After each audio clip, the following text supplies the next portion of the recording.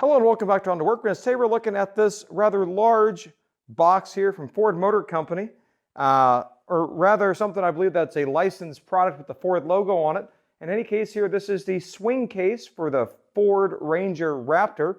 Let's go ahead and unbox this and see what we get. I have to say, the way that this arrived via FedEx, I felt like the box was maybe already opened or was falling apart in transit. Not super happy about that. Don't know if that's Ford or don't know if that's FedEx or some combination of all of the above. So let's go ahead and open the box to see what we get in this here. Hopefully it's not damaged and I don't have to send it back. We got some styrofoam. We got some more filler cardboard. Hopefully you can see that there on camera. And then we can pull out the swing case here.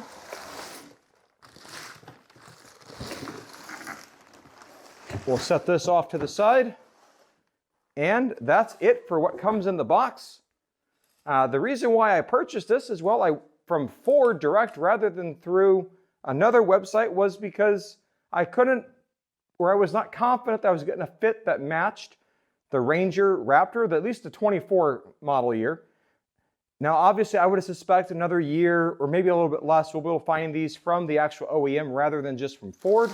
So let's go ahead and take this out of the bag and see what we've got here. Because I wanted something that I could use to be able to hold some stuff in the bed, but could also swing out of the way or be removable. All right, so now looking at this swing case here, now that it's out of the box and set up here, the very first thing that I notice about this is maybe not what you're expecting, but it's actually the hinges on the back side of this.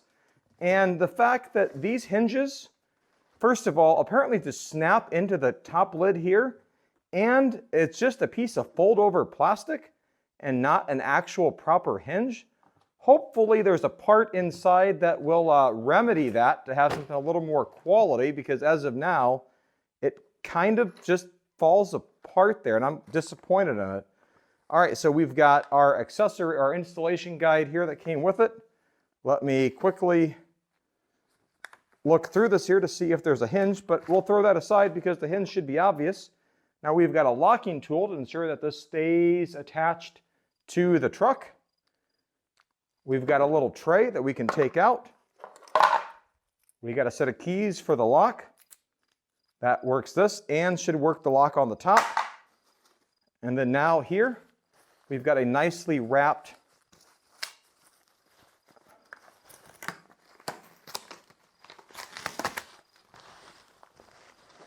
this should be the installation bracket and some of the other installation hardware. All right, there's the bracket to mount inside the truck bed. Now let's see what else we've got here. We've got some bolts and screws, a carabiner, and a strap. And then we've got what looks to be the actual pivot hinge for this, where this would actually go. So we've got a handful of things here to worry about for the assembly. And I'm really hopeful that we can do something about these hinges, because as of now, this is a failure in my mind right now. So hopefully this is able to be fixed. The tools that you're going to need to install this are going to be pretty simple. First of all, we're going to need a 3/8 ratchet.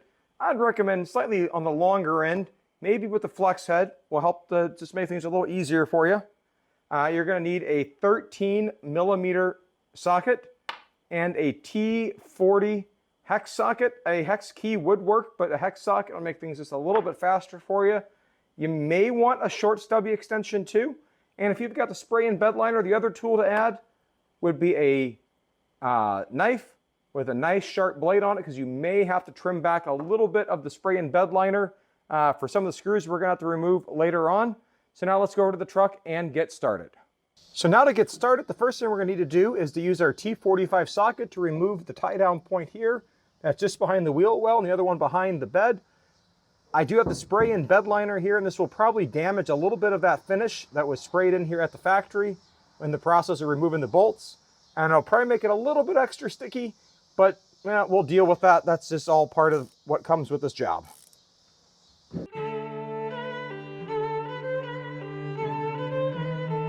Now after you've got both of these load tie-down hooks removed, you may need to come back with a knife and clean up any edges that are a little bit frayed if you've got the spray and bed liner.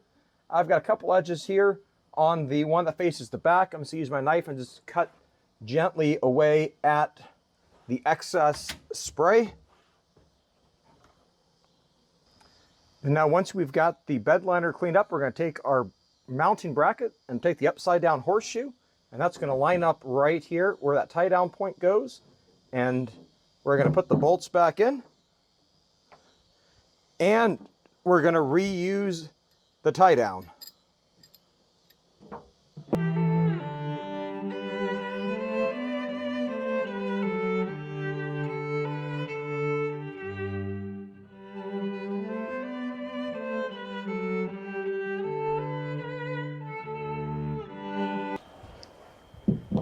And now with that bracket in place, we've got one more bracket to mount. There's no bolts to remove. And now for the next thing that we need to mount, we're going to take the other bracket that came with it. There's two holes here already pre-threaded and drilled, so there's no drilling required. The kit came with a couple of these bolts, so we can go ahead and just go ahead and line it up just like this. You want the pins facing up. And then you'll need an M13 socket to be able to tighten these down.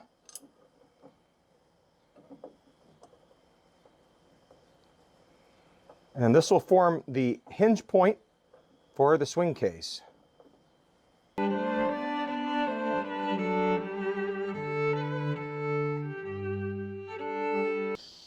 There we go, we'll get them nice and firm. As far as I can tell, there's no official torque spec for what those should be set to. And now we need to go get the swing case and drop it in. And then now the swing case is just gonna set on top of these pins here. Just like that. Hopefully you can see that on the camera with those pins. And now hopefully you can see, I'll do that one more time.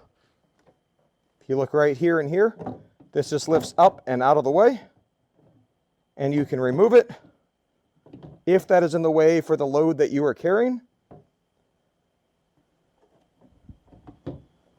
That sets in there.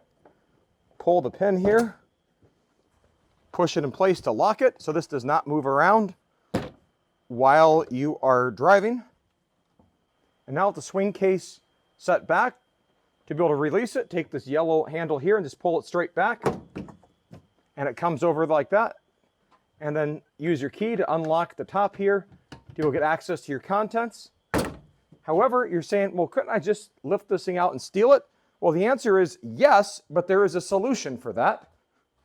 And that solution is this kind of funny looking part here. You're going to take your keys, you're going to put it right into the lock here. And if you notice, this will actually lock the cylinder in place. So then I can take this, work it up like that, then lock it right in to the little keyhole slot right here. And then I can take these keys and throw into the glove box if I need to be able to unlock it. That swings open there. Then all you have to do is just then slide it out to remove, because it's locking right into this slot here. Go ahead and I'll put it up in here again.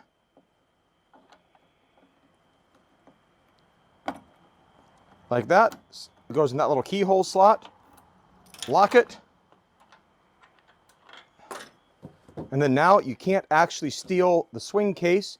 Obviously this is plastic, so you could just cut your way in. And the same keys that open that up are the same keys you can use to open the lock, to access the contents.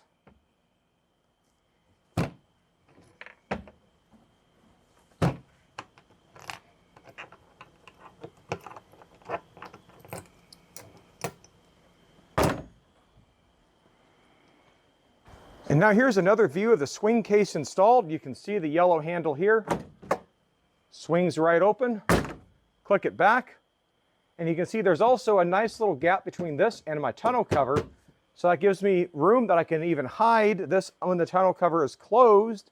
And so you don't even know I've got the storage case back here that's got some of the other gear that I'm going to store back there.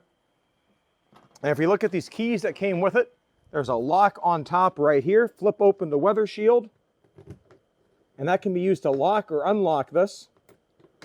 If it's unlocked, you can turn the little handle here like that to be able to get access to the contents when it's in the bed and in the locked position. You can't fully open the lid, put it down, and you can give it a manual close just by giving this about a quarter turn, and that'll lock the lid. There is a metal plate on the inside that locks it, but obviously this could unlock or shift in load, but I don't think it's going to really do much. But if you need to, go ahead and lock it up. I'm sorry, that was backwards.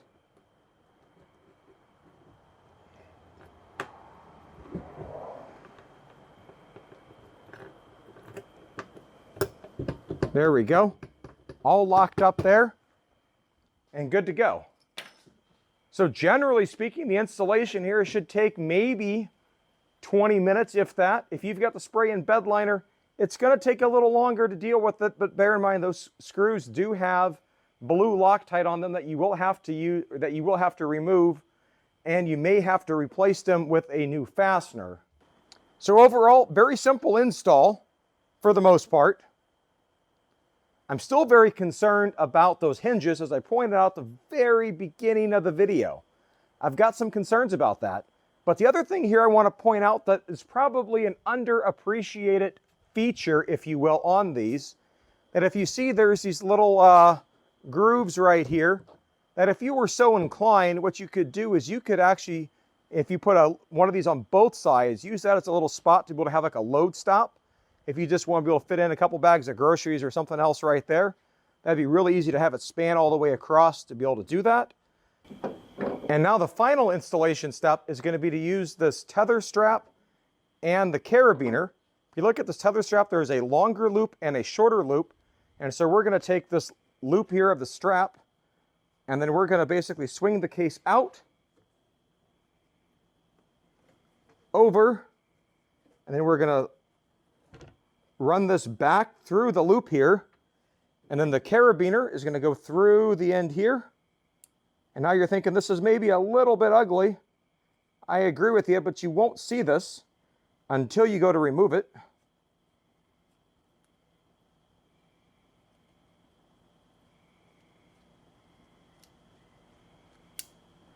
And then this is going to latch back around that tether hook that is back here.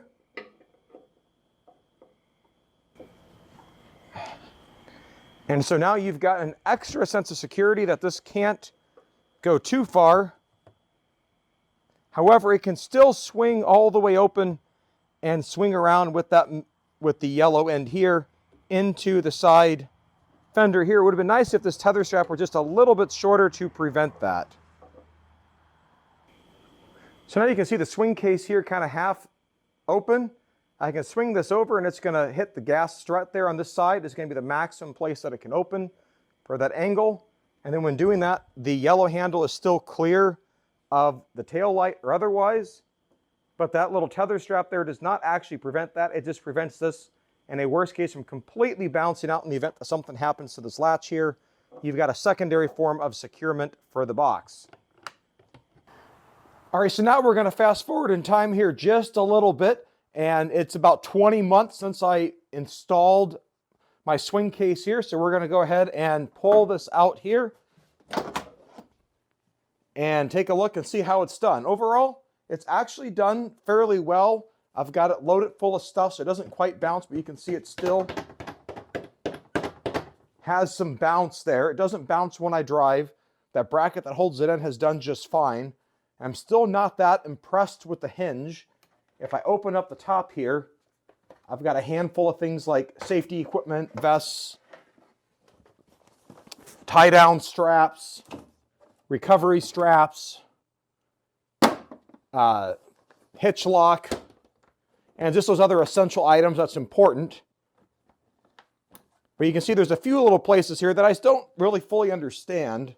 Like There's these little tabs here in front here that look like something could go in there to seal it up. It doesn't.